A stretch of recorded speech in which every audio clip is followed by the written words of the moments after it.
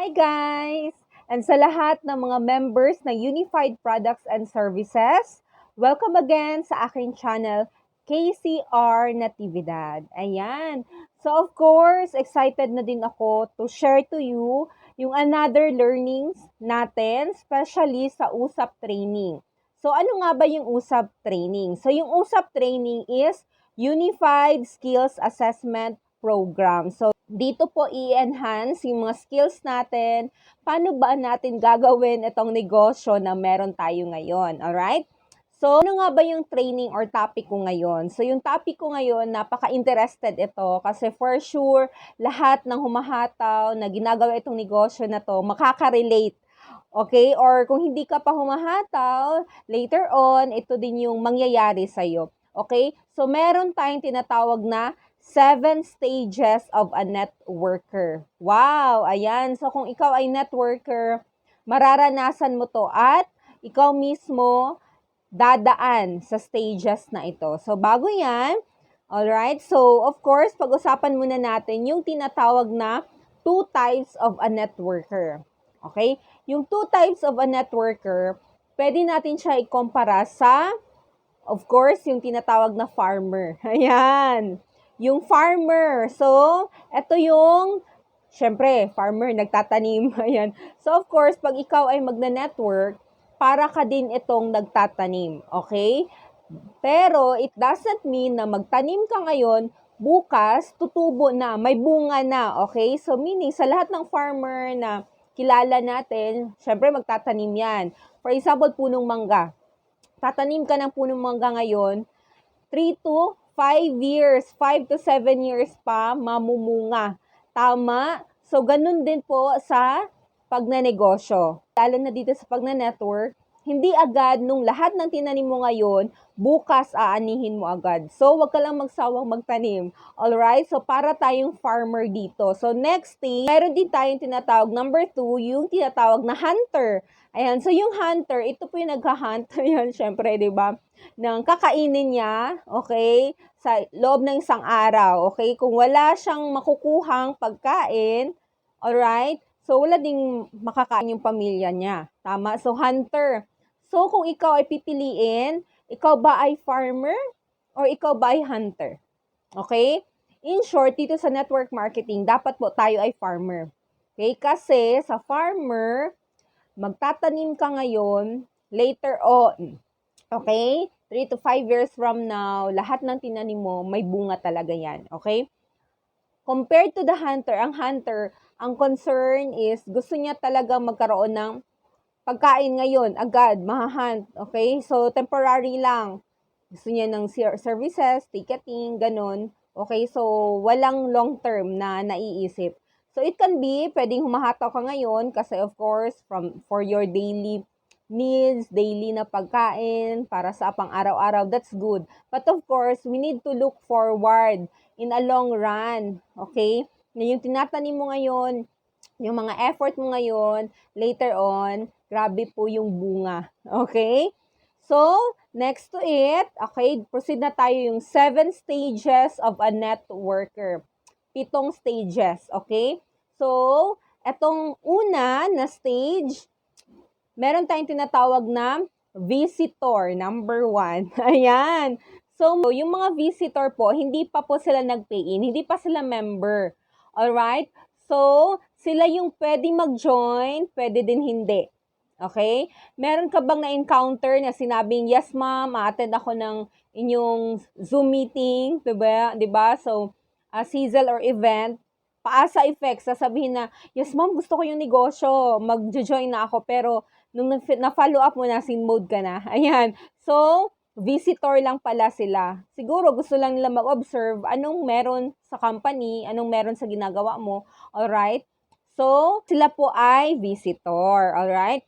So, number 2, yung tinatawag na participants. Ayan. Pag sinabi mong participants, sila po yung nag-a-attend ng mga training. Okay? Fans club, tama? Okay, taga-ingay, ayan. Kung may Zoom, ang grabe sa chat box, di ba? Kung Nandiyan naman sa event, grabe kong sumigaw, tama, power, grabe talaga. Okay, so sila na po yung member na at sila po yung pampasikip sa office. That's good. Ayan, at least may bridge, ayan. And of course, ang iba dyan, kasi idol niya yung speaker, kaya pupunta siya, o yan. So, participants. Baka ikaw yan, pupunta ka ng office, kasi gusto mo lang, gusto mong mag-ingay, wala kang magawa sa buhay mo. 'Di ba? Parang at least nasa office ka, masaya ka. Okay, ikaw ba yan? So, that is the next stage. Ayan. So, of course, number 3 na stage, yung tinatawag na retailer, seller, or user. Okay? Yan. So, sila naman po, yung mga members na talagang excited sila sa services ni Unified. Ayan. So, na-enjoy nila yung services, yung ticketing, yung remittance, and lahat ng services. Even mga products, yes. So, given na po na marami talaga tayong members na user and reseller ng mga products natin. And even ikaw, tama, bago ka naman pumunta sa next level, na-enjoy mo din. Kagaya ko, na-enjoy ko yung services. Diba? Kumita ako sa mga ticketing and up to now, okay, na-enjoy ko yung selling part. And that's good, okay? And of course, kung yan lang yung gusto ng member mo, it's okay. Wag na wag mong awayin. Tama. Hindi ka naman magne-network, tama, services lang. So, okay lang talaga kasi sila po yung magbibigay sa atin ng residual income. Alright, so move tayo number 5, yung tinatawag na recruiter. Wow! Ikaw ba yan? Yung mahilig ka talagang mag-refer, mag-recruit, mag-invite, mag-refer kay upline, mag-refer lang, mag-recruit. Alam mo yun? So, isa kang certified recruiter. Kailangan na kailangan ka namin dito. Okay? Gusto namin yan. Okay? But of course, pag recruiter kasi, most of the time, nagre-refer lang sila. Gustong mag-refer, gustong kumita ng direct referral ng SMB. Most of the recruiter, ayaw mag-present. Okay? Gusto lang talaga nila mag-refer. Ang malupit nun, ang gusto lang nila is, alam mo yun, mag-invite pero ayaw mag-training. Okay? Okay lang ba sa lahat ng mga recruiter na na-encounter natin or ikaw, nagre-recruit ka, okay lang ba na dapat ikaw din, samahan mo yung downline mo, samahan mo yung ni-recruit mo, maging sponsor ka sa kanya, pakita mo sa kanya kung ano ba dapat yung gagawin sa negosyo, turuan mo siya, tulungan mo siya. So, it means hindi nagsa-stop sa magre-recruit ka lang. Dapat tuturuan at tutulungan mo yung recruit mo. Alright? And syempre, sasamahan mo siya sa training. So, ang kagandahan kasi, pag ikaw ay isang recruiter, good thing yan sa'yo kasi sanay ka nang mag-invite ng mga tao. And that's for the next stage na maging ikaw dito sa pagiging networker, edge mo na yan. Okay? Yan naman talaga yung trabaho natin, magre-recruit, tama, mag-i-invite. But of course, hindi yan siya nagsa-stop lang na ganyan. So, dapat as a recruiter or sponsor ka na, alagaan mo, at the same time, tulungan mo din. Tulungan mo din yung na-recruit mo. Alright? Klaro ba yon? So, number 5, yung tinatawag na motivator. Ayan. So, yung motivator naman, ito yung mas malaki yung chance na maging leader. Alam mo yun? So, pag ikaw ay motivator, you are influential. Okay? So, self-motivated ka lagi. And of course, as a motivator, dapat meron kang checklist. Okay? So, ano yung gagawin mo step by step? May sistema ka. Dapat alam mo yung gagawin after pay-in. Alright? Pag meron nagpa-member, nagpa-pay-in, alam mo agad kung ano yung gagawin sa kanya. Paano mo siya matutulungan? Paano palalagayin yung negosyo niya? Kung gusto niya mag-network, paano mo siya matutulungan? Lumaki din yung network niya. Okay? And of course, as a motivator, every time na pinapractice mo na nagmo-motivate ka, it's either group chat, one-on-one, video call, lahat ng mga pwede mong gawin para i-push yung mga downlines mo, gawin mo na. Kasi malaking tulong yan sa pag-build ng network mo. So, of course, ang giging motivator, that is one step ahead para po makutupad yung mga pangarap mo. Kasi ikaw mismo, marunong ka na mag-motivate, hindi lang sa sarili mo, even sa mga grupo or downlines mo. Number 6 stage. Ayan, baka nandito ka na sa stage na to and congratulations. Sixth stage is a trainer. Ayan, so kaway-kaway kung ikaw ay trainer na. In short, nagte-training ka na. Okay, nagte-train ka na ng downlines mo. Okay, ginagawa mo na yung nagre-revalida ka na. Okay, na-assess mo na kung ano ba yung level ng learning ng downlines mo. Okay, kung marunong na ba sila ng basic, yung basic natin, yung ONE, TWO, DOT, USAP, product demonstration, alam mo yon. So, in short, pag trainer ka na, meron ka nang nadoduplicate.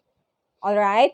So, masasabi ka din na trainer ka na pag meron ka ng 5 trainer sa left at 5 trainer sa right na kayang gawin yung ginagawa mo. Tama? So, napakalupit, napakaganda yung ganun, di ba? Pag ikaw ay isang trainer, kahit saang lugar ka, okay, kayang-kayang mo nang lumipad. And of course, mga trainer mo din, nagtitrain na din sila ng kanilang mga downlines or sa kanilang grupo. 'Di ba? Napakalupit. And of course, pag ikaw ay trainer, ibang level ka na. So, dapat umaattend ka talaga sa main office, sa office, every time nandyan si press, every time nagte-training, and di ka titigil sa kaka-learn. Kasi, learning is a continuous process. Tama? And of course, you cannot create a trainer if you yourself is not a trainer. Tama, English po yun. Tama. So, alam mo yun. So, dapat excited ka na darating yung time na magiging trainer ka din. Naka-jump ka na into the next level. Alright? And of course, yung pinaka-exciting part, yung number 7. Oh, ito yung pinaka-gustong-gusto natin mangyari sa lahat. Okay, ng members ng Unified Products and Services. Yung 7 is yung tinatawag na leader or builder. Ayan. Okay? Pag leader ka, pag builder ka, ikaw yung ulo. Okay? You will lead your ship kasi leadership. Okay? So, ulo nila, ikaw yung taga-plano, ikaw yung taga-organize, ikaw yung lahat. Ano bang dapat gawin para sa grupo, magpaplano, okay? Ikaw yung mag-goal setting, ikaw yung magsusupervise, ikaw yung magpapatawag ng meeting para maging okay yung takbo ng iyong pag-build ng network. And of course, ikaw yung mag-iisip din ng strategy. Okay, among all of your downlines, ikaw talaga yung tinitingnan. So, as a leader, lead by example. Okay, so ikaw dapat yung gagalaw muna kasi ikaw yung tinitingnan. Pag ikaw ay walang ginagawa, syempre, yung mga nagpa-follow sa'yo, ganun din yung gagawin nila. So, ikaw yung magli-lead sa kanya as a leader. Kasi sabi nga, great power comes from great responsibility. Okay? So, you need to embrace na darating yung araw, magiging leader ka dito sa business na to, sa Unified Products and Services. Magli-lead ka sa mga downlines mo, hindi lang isang downline, magiging 10 yan, magiging 100, magiging 1,000, magiging million. Yung magiging downline mo dito, so yan, dyan ka ma-excite. Kasi pag ikaw ay nakabuo na ng very solid and strong network sa left and right mo, wala ka ng choice. Okay? Matutupad at matutupad yung pangarap mo dito. So, kailangan, you need to level up. Okay? From first stage, second, third, fourth, fifth, sixth, hanggang maging 7, hanggang maging leader ka na. And of course, as a leader kasi, it was compared to an engineer. Di ba? Pag ikaw ay engineer, marunong ka mag-build ng building. Tama?